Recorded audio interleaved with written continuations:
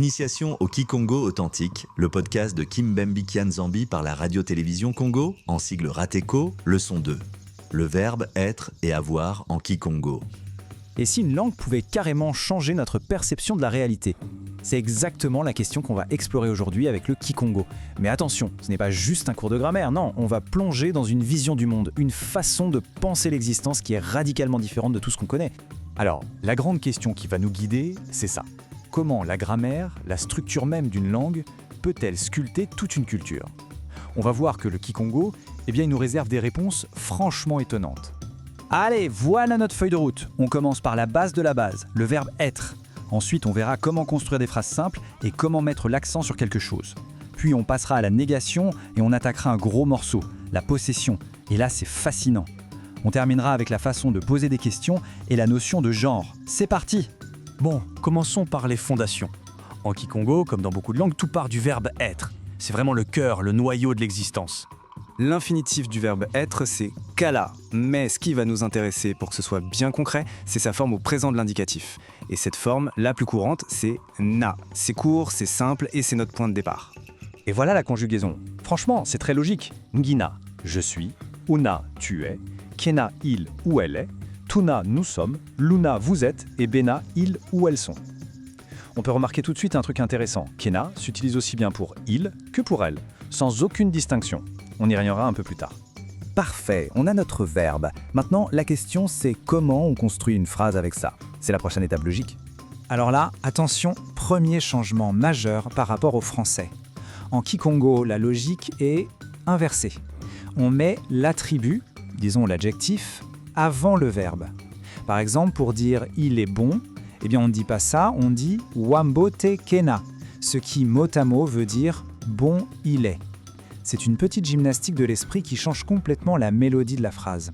Et si on veut vraiment insister, mettre l'accent sur la personne qui parle, le Kikongo a des pronoms faits exprès pour ça. On peut dire « wambote gina » pour « je suis bon ». Mais si on veut dire « moi, en ce qui me concerne, je suis bon », on va rajouter « kwame ».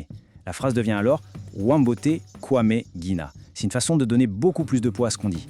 Évidemment, pour bien communiquer, il faut pouvoir dire ce qui est, mais aussi ce qui n'est pas. Alors, voyons comment fonctionne la négation.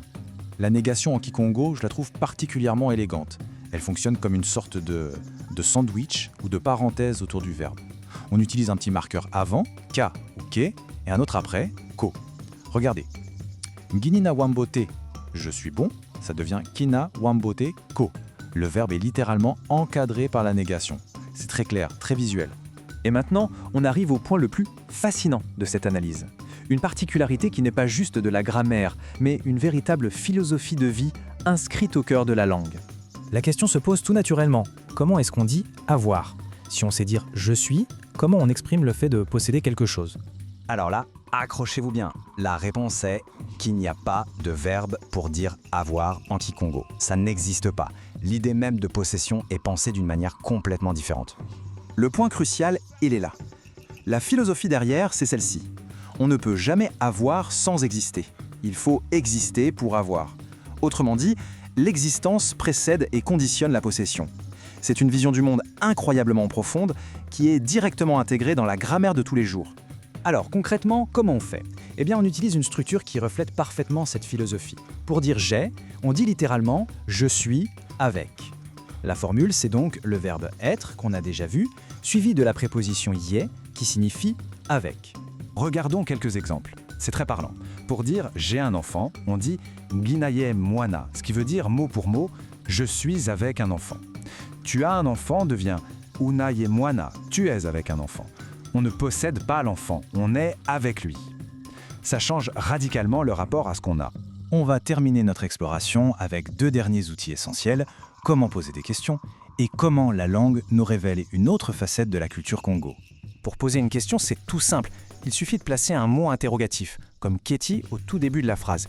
Si on reprend notre exemple, Unaye mwana, tu es avec un enfant, ça devient Keti unaye mwana, ce qui veut dire es-tu avec un enfant, donc as-tu un enfant. Et voici une autre caractéristique vraiment majeure. Contrairement au français, avec ses le et la, le Kikongo ne fait aucune distinction de genre grammatical.